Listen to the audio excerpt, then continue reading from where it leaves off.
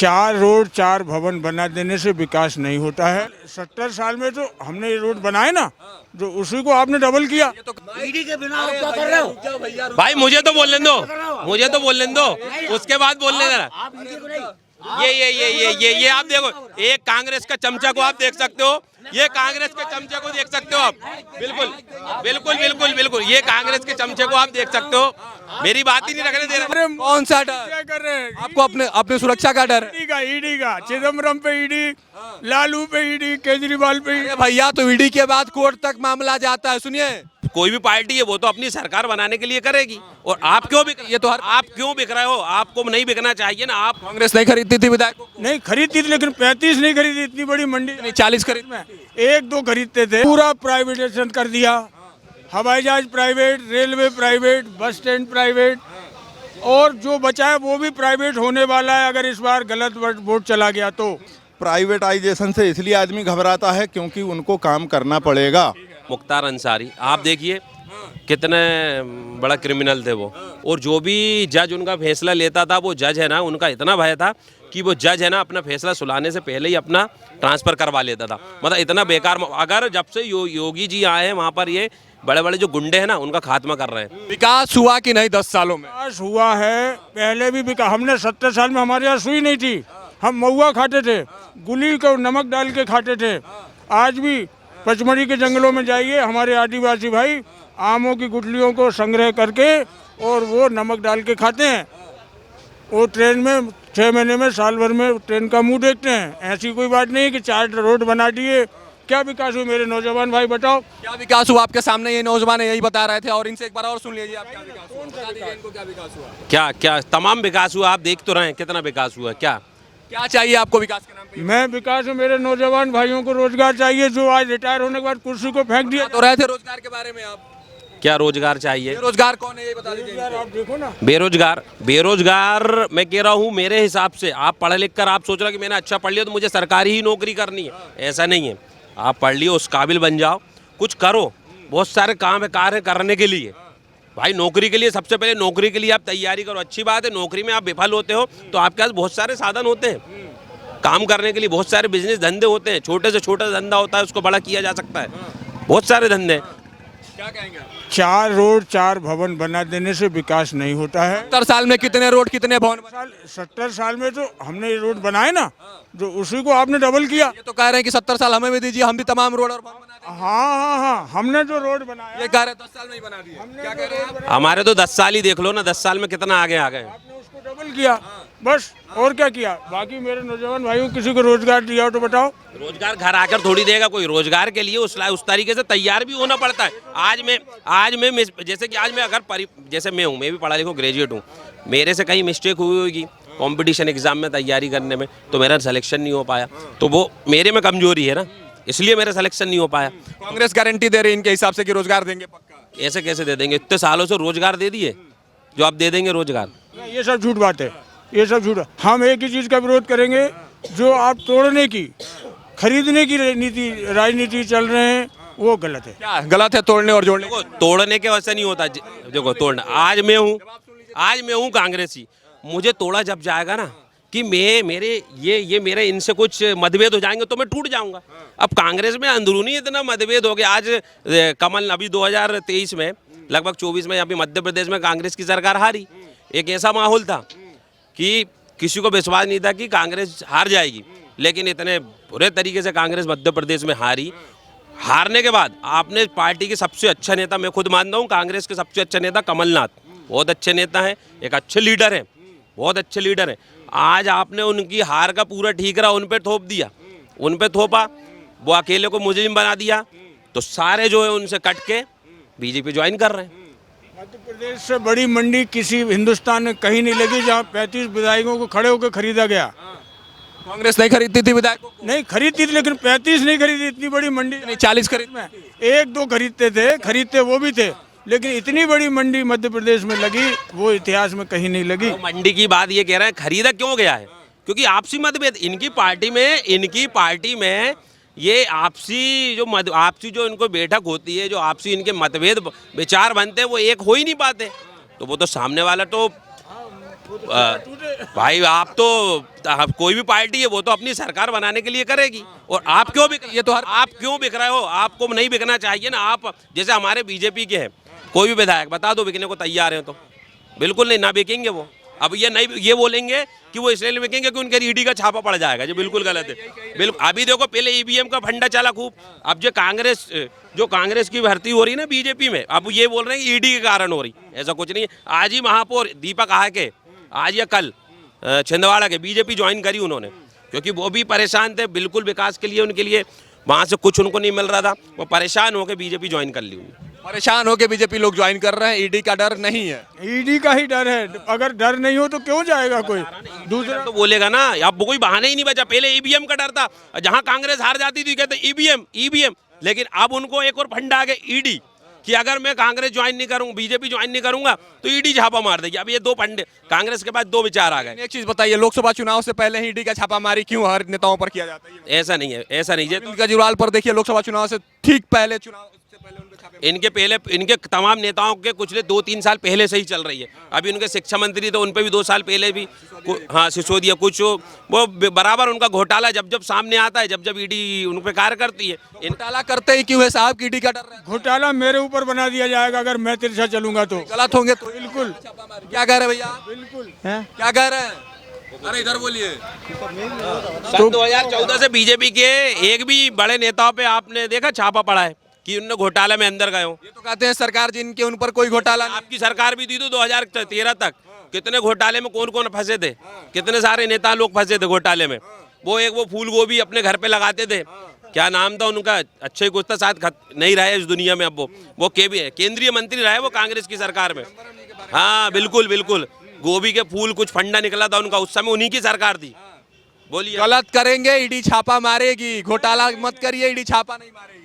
वो कौन है केजरीवाल का मंत्री? जैन। हाँ, जैन।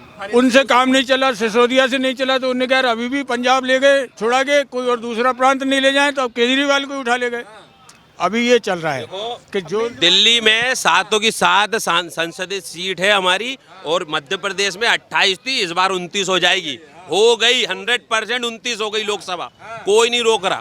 पूरी 29 पूरे केंद्र में पूरे 400 प्लस आ रहे हैं हम, 400 प्लस आ रहे हैं। राहुल गांधी और कांग्रेस को मौका क्यों नहीं मिल रहा? बिल्कुल नहीं मिलेगा ही नहीं। इतना मौका मिला था, क्या करे उन्होंने, कुछ नहीं कर पाए। बिल्कुल नहीं मिलेगा मौका, मौका ही नहीं और मेरा मत। और जो तमाम एक बार प्लस पॉइंट, जो अभी पहली बार जो वोटिंग करने जाएंगे ना 18 साल के ऊपर, उनका पहला मिशन नरेंद्र मोदी है। वो ना किसी अपने सांसद को देख के करेंगे, ना किसी को, एकमात्र मुद्दा नरेंद्र मोदी। ये तो गलत है सर। बिल्कुल ये तो गलत है। नरेंद्र मोदी के नाम पे वोट नहीं वह डालेंगे, नरेंद्र मोदी के ही नाम पे ही पूरी देश की जनता वोट डालेगी। आप क्यों नहीं डाल रहे हैं? आप भी तो देश की जनता है। वो नहीं डालेंगे। पूरा प्राइवेटाइजेशन कर दिया। हवाई जहाज private, railway private, bus stand private, और जो बचा है वो भी प्राइवेट होने वाला है अगर इस बार गलत वोट चला गया तो। ये भी तय माने, हर चीज प्राइवेट, बेरोजगारी की भीड़ लग जाएगी। और सर आपका? सुनील चौधरी सर। मोदी पर आरोप लगा रहे हैं ये और विपक्षी पार्टियां कि मोदी देश बेच रहे हैं, मोदी चोर हैं, तमाम तरह का आरोप है। एयरपोर्ट बेच दिया, बस स्टैंड बेच दिया, रेलवे स्टेशन बेच दिया, प्राइवेटाइजेशन कर दिया। कितना कुछ सही है प्राइवेटाइजेशन और ये मोदी का निर्णय? जहाँ तक बेचने की बात है, इनको जानकारी नहीं है कि जिस एयरपोर्ट को बेचने का आरोप मोदी जी के ऊपर लगता है और अडानी जी को यह एयरपोर्ट मोदी जी ने बेच दिया है, पहले यह जानकारी तो उठाइए कि अडानी ने वो एयरपोर्ट खरीदा किससे है। अडानी ने वो एयरपोर्ट मोदी जी से नहीं खरीदा है। अडानी जी ने वो एयरपोर्ट विदेशी कंपनी से खरीदा है, जिस विदेशी कंपनी को कांग्रेस ने बेचा था। जिस कंपनी को कांग्रेस ने वो एयरपोर्ट बेचा था, उस एयरपोर्ट को अडानी जी ने उससे खरीदा है, मोदी जी से नहीं खरीदा है। रही बात प्राइवेट, हर सेक्टर को प्राइवेट करने की, सरकारी माल खा खा के आदमी आलसी हो गया है। टीचरों को आप देखेंगे, किसी भी वक्त आप स्कूल में चले जाइए, ये कैमरा और ये माइक लेके आपको आधे टीचर सोते हुए मिलेंगे। प्राइवेटाइजेशन से इसलिए आदमी घबराता है क्योंकि उनको काम करना पड़ेगा, इसलिए आदमी विरोध करता है मोदी का कि मोदी जी हर चीज़ बेच रहे हैं, हर चीज़ को प्राइवेट कर रहे हैं।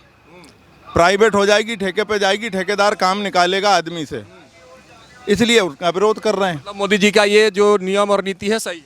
बिल्कुल सही है। सरकार अगर सही नहीं होती तो देश आज जहाँ है वहाँ होता नहीं। क्या कर रहे थे आप? और प्राइवेट में आप ये कह रहे हैं कि बेरोजगारी, जैसे कि एक टीचर को 60,000 रुपये पेमेंट मिलती है, चार एजुकेटेड लड़के या लड़कियों को रख कर 15-15 हज़ार रुपये सैलरी देंगे, दे रहे हैं कि प्लानिंग है, उससे रोजगार भी मिलेगा, बेरोजगारी भी मिटेगी। ये प्राइवेटीकरण का एक बहुत बड़ा उदाहरण है। इससे रोजगार पूरी तरीके से मिले, क्योंकि सरकारी नौकरी तो इतनी बड़ी जनसंख्या है, 140 करोड़ जनसंख्या लगभग हो गई, तो सरकारी नौकरी तो देना पॉसिबल है ही नहीं है। निजीकरण हो जाएगा, लोग ज्यादा काम करेंगे कम समय में और कम सैलरी। हमारा जिला जितना प्रभावित है, हमने ये ऑर्डिनेंस फैक्ट्री यहाँ लाए थे आज से 30 साल पहले, उसको प्राइवेट कर दिया, निगम में बदल दिया, पेंशन बंद कर दी, और जहाँ लोग 30,000 रुपये में नौकरी करते वहाँ 4,000 में वर्दी पहना के उनको गार्ड बना दिया गया। वो सबसे बड़ा हमारा कारखाना आज वो प्राइवेट हो चुका है, और उस रोड पे नटराज फैक्ट्री। इस बात से आप कितना सहमति रखते हैं? सरकारी स्कूलों की जो व्यवस्था पहले थी, सरकारी टीचर्स काम नहीं करते थे, पढ़ाते नहीं थे, बच्चे भी स्कूल तक नहीं पहुंच पाते थे समय से और पढ़ाई नहीं होती थी, अब वो सारी चीज़ें, तमाम चीज़ें सुधर रही हैं सरकार भी? नहीं, ठीक है, शिक्षा के क्षेत्र में सुधार करें आप, बहुत अच्छी बात है, उनसे काम लें। ऐसे कितने कर्मचारी हैं आपके शासकीय कर्मचारी जो सही ड्यूटी करते हैं? नहीं करते हैं।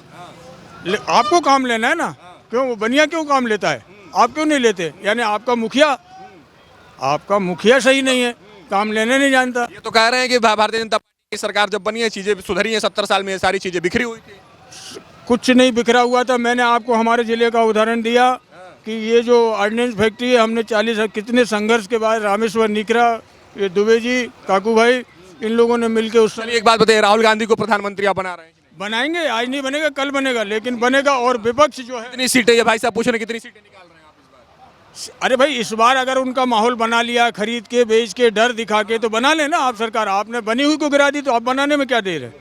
बनी हुई सरकार गिरा दी, कांग्रेस की बनी हुई सरकार को गिरा दिया आपने, तो अब बनाने में क्या है? सरकार गिरा देते हैं आप, विधायक खरीद लेते हैं, सांसद खरीद लेते हैं, बनी हुई सरकार आप बिको मत, बिल्कुल नहीं खरीदेंगे हम, बिको बिल्कुल मत बिको, बिल्कुल मत बिको, जैसे हम नहीं बिकते हैं, बिल्कुल आप मत बिको।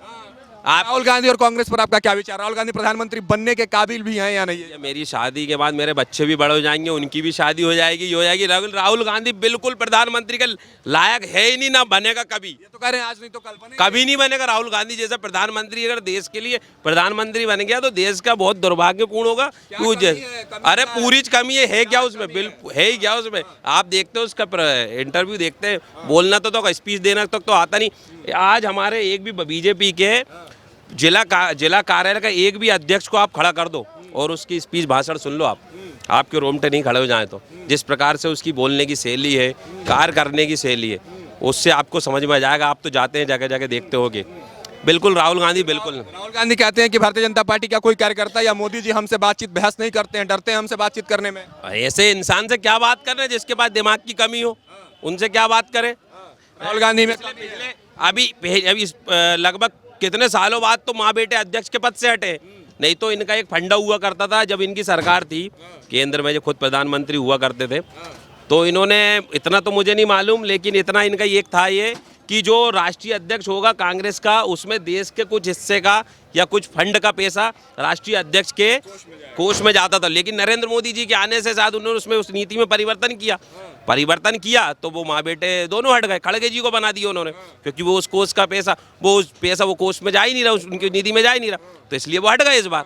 नहीं तो माँ बेटे ही अध्यक्ष पद का होता था। हमारे बीजेपी में देख लो, इस बार पिछले पंचवर्षीय में जेपी नड्डा थे, इस बार भी जेपी नड्डा है, क्योंकि उनकी कार्य प्रणाली बहुत अच्छी थी, इसलिए बनाया गया उनको। नहीं तो हमारे हर पंचवर्षीय योजना में बीजेपी केंद्रीय जो होते हैं ना अध्यक्ष, प्रदेश राष्ट्रीय अध्यक्ष, वो आपको परिवर्तन मिलते हैं। परिवारवाद का सवाल है कांग्रेस पर।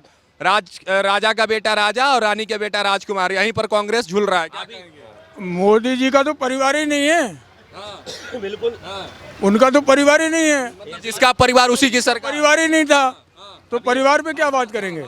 अटल जी, मोदी जी का तो परिवार ही नहीं है, हैं?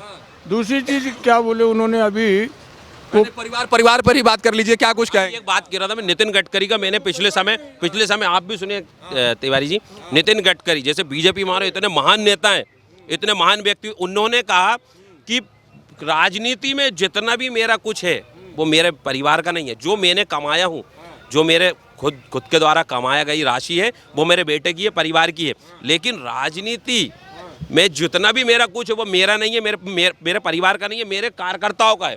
आप सोचो कि मैं मेरे बेटे को लाके मेरी जगह बैठा दूं तो मैं बिल्कुल नहीं करूंगा।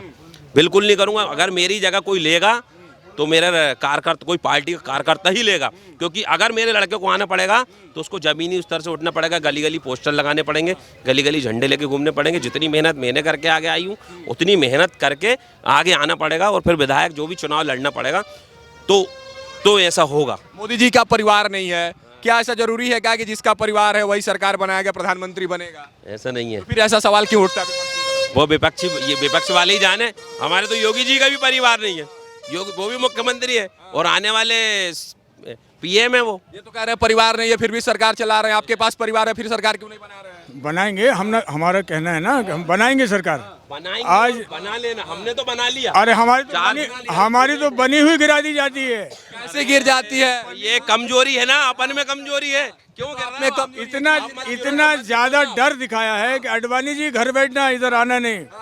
अडवाणी जी को दिखाया। अडवाणी जी ने भी उस समय कितनी मेहनत करी थी, लगभग बहुत मेहनत करी थी। बीजेपी को ऊपर लाने में उनका भी हाथ था, बहुत हाथ था उनका।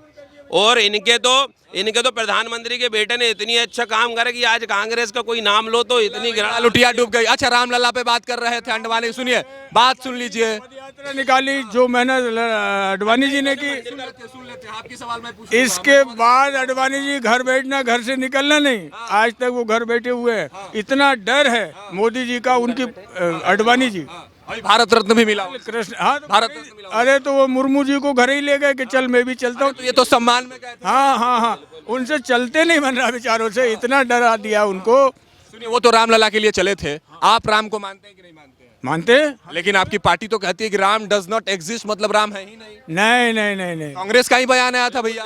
किसका बयान है हमें नहीं मालूम। एक मिनट, किसका बयान? एक और सवाल, चलिए गलत है, अगर आपको न्योता मिलता है राम मंदिर का तो आप जाएंगे कि नहीं जाएंगे? बिल्कुल जाएंगे। राहुल गांधी क्यों नहीं गए? सबसे पहले आगे राहुल गांधी क्यों नहीं गए? अब ये राहुल गांधी क्यों नहीं गए? नहीं, राहुल गांधी क्यों नहीं गए? क्यों नहीं उनके गए? बिल्कुल नहीं जाएंगे, वो जाएंगे ही नहीं। अगर वो जाते तो उनके जो और भी है, अब मैं बोलना नहीं चाहूँगा, आप समझते हो, और धार्मिक प्रवृत्ति के लोग वो उनसे नाराज हो जाएंगे, क्योंकि उनका वोट बैंक वही है और वो उनको बना के चल रहे हैं। लेकिन आज का समय ऐसा है कि हिंदू मुस्लिम सिख ईसाई सभी जाग चुका है, सभी एक तरफा बीजेपी को वोट करेगा और 400 प्लस इस बार आ रही है, 100% आ रही है।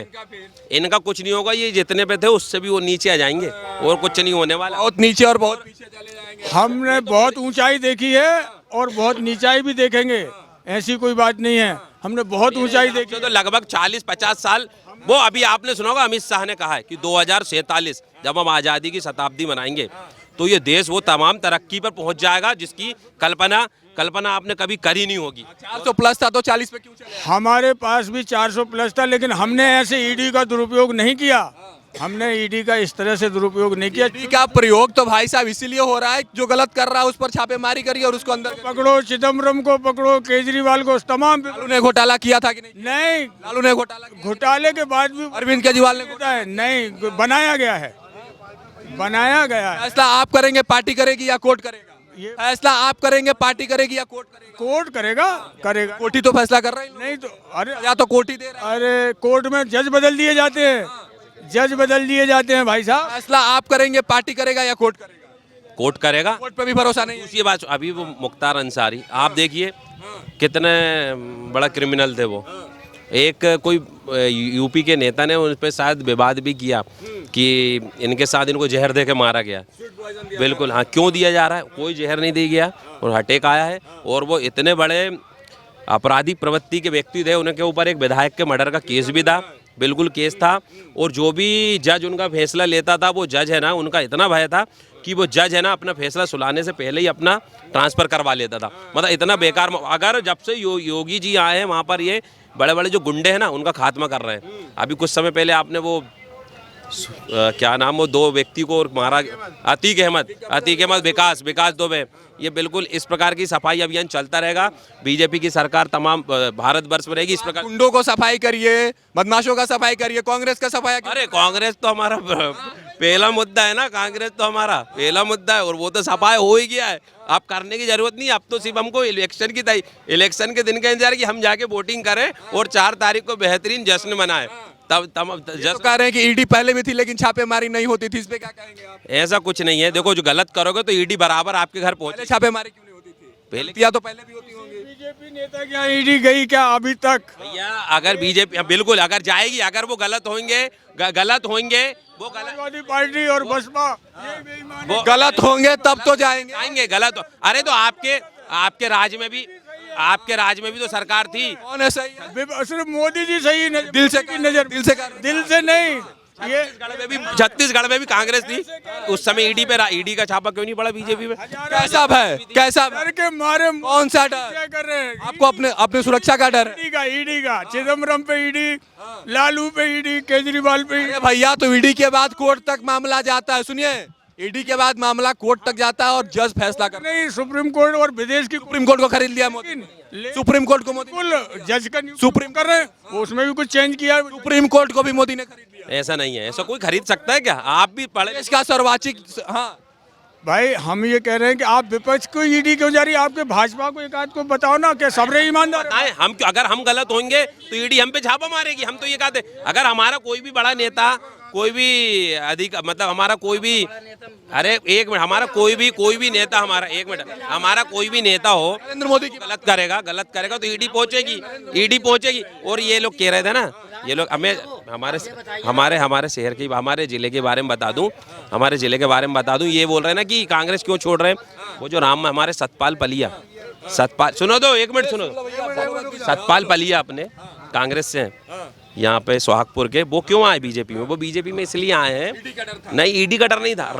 राम मंदिर का प्रस्ताव राहुल गांधी ने, एक मिनट बोल लूं फिर एक मिनट मुझे तो बोलने दो ईडी के बिना आप क्या कर रहे हो?